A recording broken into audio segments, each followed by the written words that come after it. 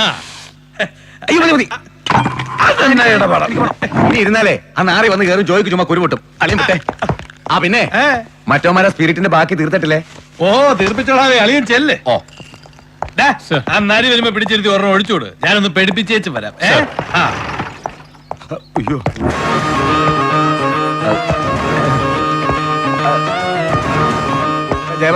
Hello. ആ പിന്നെ എനിക്കോ? എനിക്ക് കാര്യം പറ്റില്ല. എന്നെ ഒരു പുള്ളി ഞൊട്ടുകയല്ല. ആ CM എടുത്തോടാ. ഒന്ന് കൊടുത്തേ.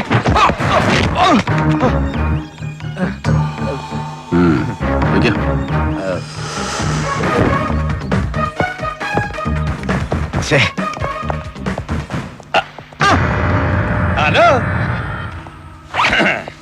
ജലപാലൻ, ഓർമ്മയുണ്ടോ? ഒരിക്കൽ നമ്മളൊന്ന് കൂടിയിട്ടുണ്ട്, ഒരു 4 കൊല്ലം മുമ്പ്. അങ്ങ് തൃശ്ശൂരില് നമ്മൾ ഓഫീസിൽ സ്റ്റേറ്റ് മീറ്റ് കിടക്കുമ്പോ കാസിനോവില്. അത് പിന്നെ നമ്മള് രണ്ടുപേരും സർക്കിളാ. തൃശ്ശൂർ സ്റ്റേറ്റ് മീറ്റ് നടക്കുമ്പോ ഞാൻ സസ്പെൻഷനില്ല, പങ്കെടുത്തിട്ടില്ല. അയ്യോ, അപ്പൊ പിന്നെ നമ്മള് കണ്ടിട്ടില്ല. കറക്റ്റ്. എന്നാ പിന്നെ നമ്മളൊരു ബാച്ചാ. ഞാൻ പിന്നെ കണ്ട ഐജിനും മറ്റേ ഒന്നും കാലിലും കോപ്പയിലും ഒന്നും പിടിക്കാൻ പോവാത്തവരാ. അതുകൊണ്ട് AC ആയില്ല. എങ്ങനെ ഒന്ന് ഒഴിക്കട്ടെ. പിന്നെ ഈ ജോസിന്റെ കേസ് അതറിയാൻ ആശാൻ എന്നെ വിളിപ്പിച്ചെങ്കില് അവനെ അറിയും, കണ്ടിട്ടുണ്ട്. എങ്ങനെ ഓണം, വിഷു, ക്രിസ്മസ്, പള്ളിപ്പെരുന്നാള്, തിരുവാതിര അവന്റെ കീർത്തി അക്രമം വാങ്ങിച്ചിട്ടുണ്ട്. പിന്നെ അവൻ ചത്തത് എങ്ങനെയാണെന്ന് ചോദിച്ചാല് അത് ജലപാലനെ അന്വേഷിച്ചിട്ടില്ല, അന്വേഷിക്കാനോട്ട് ഉദ്ദേശവും ഇല്ല. പിന്നെ ആചാരെ ഈ ജോസിന്റെ ഇടപാടെ തമിഴന്മാരുമായിട്ടായിരുന്നു. തീർത്തത് അവര് തന്നെ, തർക്കത്തില്. സാക്ഷാൽ ബെൽറ്റ് ബോംബിന്റെ ആൾക്കാര്. ഒന്നാളിയാ ഐറ്റന്റ് കമ്മീഷണറാന്നോ ഇന്ത്യൻ പ്രധാനമന്ത്രിയാന്നോ ഒരു നോട്ടോ ഇല്ലാത്തവന്മാരാ. ആച്ചിക്കളയും. അതുകൊണ്ട് അളിയനൊരു കാര്യം ചെയ്യും. ഞാൻ ഈ കാട്ടുമൂലന്ന് ഇല്ലാത്ത കാശിന് ഡീസൽ ഒഴിച്ചോണ്ട് ഇവിടെ വരെ വന്നതേ ഇത് പറയാനാ. അളിയൻ അന്വേഷിച്ചു, തെളിവൊന്നും ഇല്ലാന്ന് പറഞ്ഞ് റിപ്പോർട്ട് എഴുതി. പാട്ടം മടക്കിക്കളാ, ഡേഞ്ചറാ. ശരി, അപ്പൊ കാണാം. താങ്ക്സ്. ആശാനെ, ഞാൻ അന്വേഷിച്ചിടത്തോളം വീട്ടിൽ നല്ല കിളി പോലൊരു ഭാര്യയും ആവുന്നില്ലാത്തൊരു ചെക്കനും.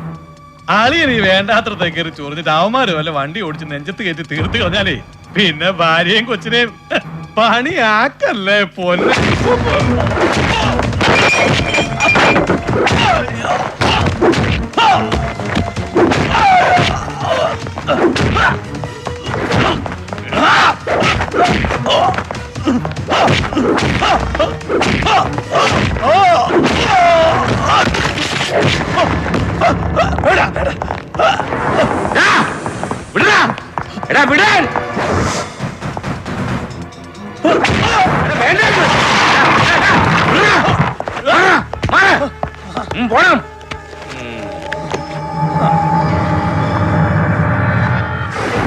ഇവനിതെന്തോട് മൃഗമാണോ?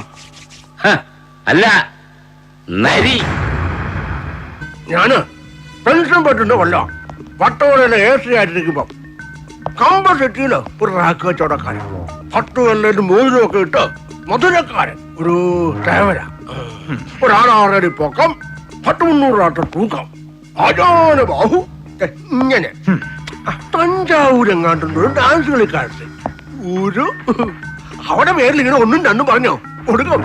ഇങ്ങനെ 5 പേരിലും പതിച്ച ഒരു വീക്ക നിന്ന് നിലയ്ക്കവൻ ടൂർ അവന്റെ വൈദ്യുതി ഒഴിച്ചു. അല്ല, ചില സ്ഥാനങ്ങൾ അങ്ങനെയാ. ഇങ്ങോട്ട് ഇങ്ങോട്ട് ഈ 100 വാശിക്ക് ചോര വാഴുന്നത് ഒരു ലക്ഷണമാണ്. ഇച്ചിരി പഞ്ഞിട്ടുണ്ട് കൂടെ. നീ ഭദ്രയോട് സംസാരി. ബാലു ഇവിടെ ഉണ്ട് 2 പേരും. ഞാൻ വിളിച്ചോളാം. എന്താ പറഞ്ഞു കേൾപ്പിച്ചോ? പഴയ തഞ്ചാവൂര് ഒരു നിമേ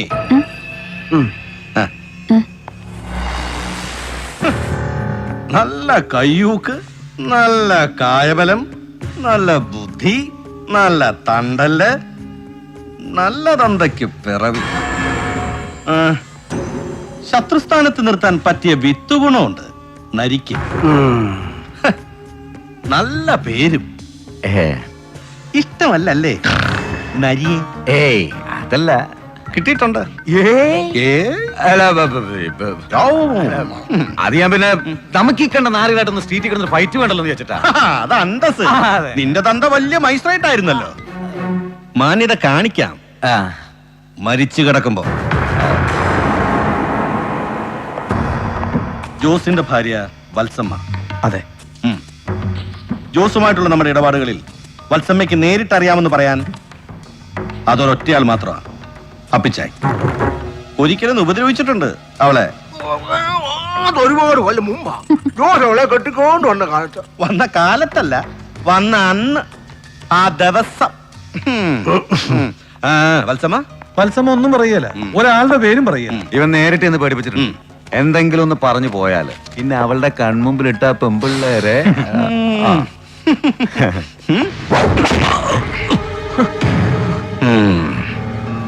ഏതോ ഒരു നരേന്ദ്രൻ വന്ന് നീട്ടെഴുതി തന്നപ്പോ എന്നോട് അനുവാദം വാങ്ങാതെ അങ്ങോട്ട് ചെന്ന് എരന്ന് വാങ്ങിച്ചതിന് എന്റെ കൈ പൊള്ളി. നിന്റെ ബുദ്ധി നരേന്ദ്രനെ അങ്ങോട്ട് ചെന്ന് കണ്ട് മുൻകൂർ പേടിപ്പിക്കാൻ. സേതു ശരീരം മാത്രമേ വിലക്കെടുക്കാറുള്ളൂ, മസിലായിട്ടും മാംസമായിട്ടും. ബുദ്ധി വിലക്ക് വാങ്ങാറില്ല പുറത്തുനിന്ന് ഒരുത്തനോടും. നിന്റെ ചെറുനെല്ലിക്കാൻ മുഴുപ്പുള്ള ബുദ്ധി കൊണ്ട് സംരക്ഷിക്കാൻ നോക്കിയാല് അതിലടങ്ങില്ല. അത്രയ്ക്ക് വലുതാടാം സേതുവിന്റെ സാമ്രാജ്യം.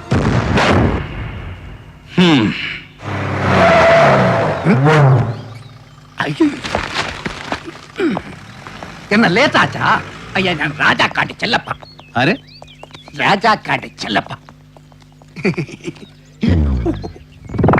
രാജാക്കാട് ചെല്ലപ്പ, ഞാൻ താൻ സാർ.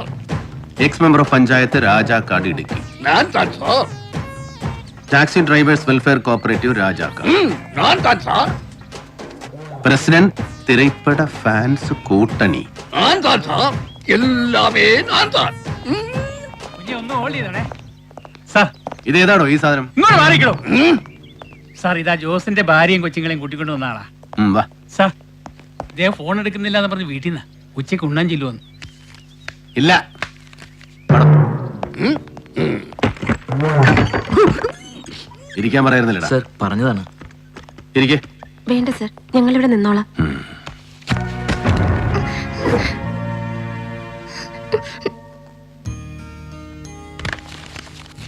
സെക്ഷനിൽ ഇരുത്തിയിട്ട് സാഹത്തിലൂടെ കുട്ടികൾ കുടിക്കാൻ എന്തെങ്കിലും വരുത്തിച്ചു കൊടുക്കാൻ പറയും. ചായയോ ജ്യൂസോ. സർ. എടാ കുറുപ്പിനോട് ആ സാധനങ്ങള്. ജോസിന്റെ. സർ വരൂ. ചെല്ല്. പോമാ. ഞാൻ ഇങ്ങനെ ഇരിക്കില്ല. ഇയാളാരാ? ബന്ധുവാണോ? ആമാ സാർ, ഞാൻ താൻ. അതെ സർ, എന്റെ ചേച്ചിയുടെ. 1.5 കൊല്ലം അംഗൻവാടിയിൽ ടീച്ചറായിട്ട് ജോലി നോക്കിയിട്ടുണ്ട് വത്സമ്മ, മാട്ടുപ്പെട്ടിയിൽ. പിന്നീട് ജോസായിട്ട് അത് നിർത്തിച്ചു. നിങ്ങളുടെ കല്യാണം കഴിഞ്ഞിട്ട് ഇത് 17ാമത്തെ വർഷം. അതെ. ജോസിന്റെ ഇടപാടുകൾ എന്തൊക്കെയായിരുന്നു?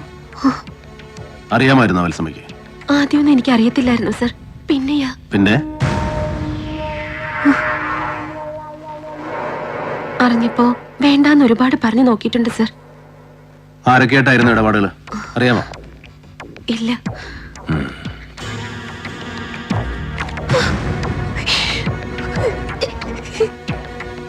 ജോസ് എങ്ങനെയാ ഉപദ്രവിക്കുമായിരുന്നു? ജോസിന്റെ ബോഡി സോറി അവസാനമായിട്ട് ജോസ് വീട്ടിൽ നിന്ന് വരുമ്പോ മുഖത്തൊരു മുറിപ്പാടുണ്ടായിരുന്നു. മുറിഞ്ഞിട്ട് സ്റ്റിച്ചിട്ട്. ஆமா சார், கொண்டாருங்க. போறதுக்கு முன்னாடி நைட்டில ஜோஸ் நல்லா சாப்பிட்டு இருந்தது. ஜீப்பில் இறங்கப்போ மூஞ்சி அடிச்சு விழுந்தாச்சு வீட்டுக்கு முன்னாடி. എന്നിട്ട് മുറിവ് എവിടാ സ്റ്റിച്ചിട്ടത്? Saint Sebastian's hospital. ஆமா சார், நீங்க சொன்னது கரெக்ட். ആ സാർ, ലോഡ്ജിൽ നിന്ന് കിട്ടിയതാ ജോസിന്റെ സാധനങ്ങൾ. ബോധിച്ചൊന്ന് റെസീറ്റ് കൊടുത്തേക്കൾ. ഇവരെ കുട്ടികളിരിക്കുന്നിടത്ത് കൊണ്ടു. സാർ വരൂ. அழாதோ அழாதே, நான் இருக்குல்ல ചെല്ലപ്പാ. சார். നീ എങ്ക നില്ലപ്പാ. சார் நீ போமா, நான் வர்றேன். சொல்லு. கடவுளே, பாவம். ரொம்ப கஷ்டம் சார் அவளோட லைஃப். நான் ஒருத்தர் மட்டும் தான் உதவி. வேற யாருமே இல்லை சார். ஒரு சின்ன ரெக்வெஸ்ட் என்ன சார். பாவம் பொண்ணு, அந்த மூத்த பொண்ணுக்கு பருவ பிராயம் 15 வயசு. വല്ലാത്ത കാലമല്ലേ സാർ. കാട്ടുമുക്കിൽ ഒറ്റയ്ക്ക് കിടന്ന് വല്ലതും സംഭവിച്ചു പോയാൽ ഉള്ളകളെ കൂട്ടി എന്റെ വീട്ടിൽ വന്നേക്കാൻ സാറായിട്ട് പറയണം അവളോട്. സാറ് പറഞ്ഞ അവള് കേൾക്കും. ഞാൻ അവളെയും മോളെയും എന്റെ സ്വന്തം ഭാര്യ പോലെ നോക്കും. മോനെ നിനക്ക് ഞാൻ മറ്റേ മാമാപ്പണിയും കൂടെ ചെയ്തോ അച്ഛനെ മാറ്റിനോടാ നീ ആരോടെങ്കിലും മാളെ പറഞ്ഞ് പേടിപ്പിക്കാൻ കള്ളം പറയാൻ ഉണ്ടെന്നങ്ങനെ അറിഞ്ഞ കൊന്നാളെ ഞാൻ പോടാ.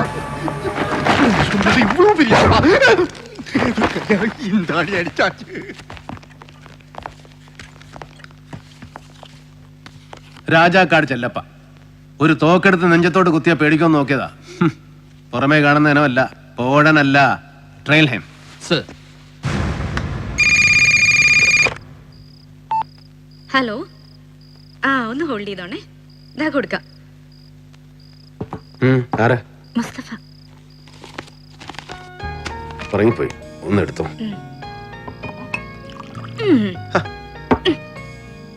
ചുണ്ടൻ തുറപ്പിച്ചേക്ക്. എന്താടാ എങ്ങനെ എപ്പോ?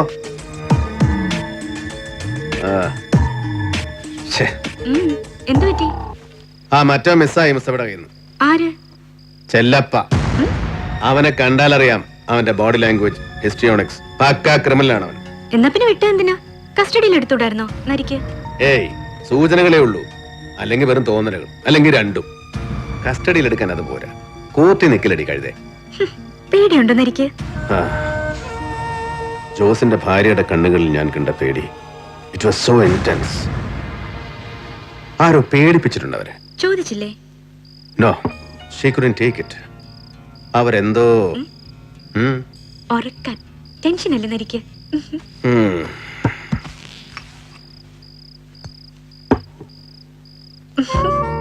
നിനക്കിറങ്ങണ്ടേ? അമ്മ, ഞാൻ ഉറങ്ങിയിട്ടില്ല. എന്റെ അമ്മു. 1 2 3 சொன்னது மட்டுமா? ஜாஸ்தி இல்லையா? சொன்னது மட்டும். എന്താടി കണക്ക് പറയാണോ? ഉലക പെരിയ പിച്ച രാജാക്കാട് ചെല്ലപ്പ ആണോ? ஆமா சார், நீங்க சொன்னது கரெக்ட். ஆனா വാ.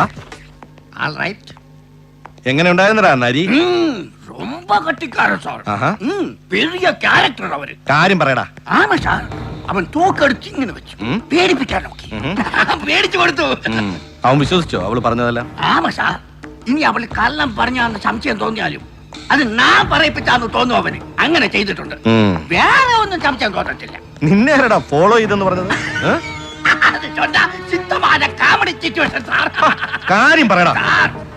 ഞാൻ ലാജിൽ ഇങ്ങോട്ട് പോരാൻ നടക്കുമ്പോൾ എന്നമോ ശരിയല്ലേ എന്നൊരു ഫീലിങ്സ് பார்க்கும்போது ஆப்போசிட் சைடுல கொஞ்சம் தள்ளி டீ கடையில என்னையே பார்த்து சும்மா தண்ணி சாப்பிட்டு இருக்கிற மாதிரி அவன் அந்த துளுக்கன் போலீஸ்காரன் எஸ்ஐ. എന്നിട്ട് அந்த எஸ்ஐய பார்த்ததும் என்னோட பக்கத்துல தான் எலக்ட்ரிக் போஸ்ட் இருந்தது.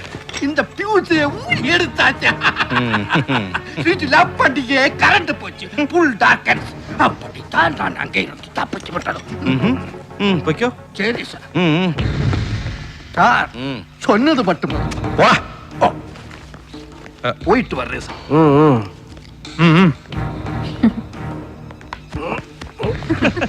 അപ്പിച്ചായിട്ട് ഓരോരോ ഗഡികളെ. പക്ഷേ ഫ്യൂസ് ഊരിയതുകൊണ്ട് കാര്യമില്ല. അവനെ ഫോളോ ചെയ്യുന്നുണ്ട് നരിയുടെ ഷാഡോ പോലീസ്. എന്ത് പ്രായം വരുവിടാ ജോസിന്റെ ഇളയ കൊച്ചിന്? ഒരു 5 or 6. കഷ്ടം.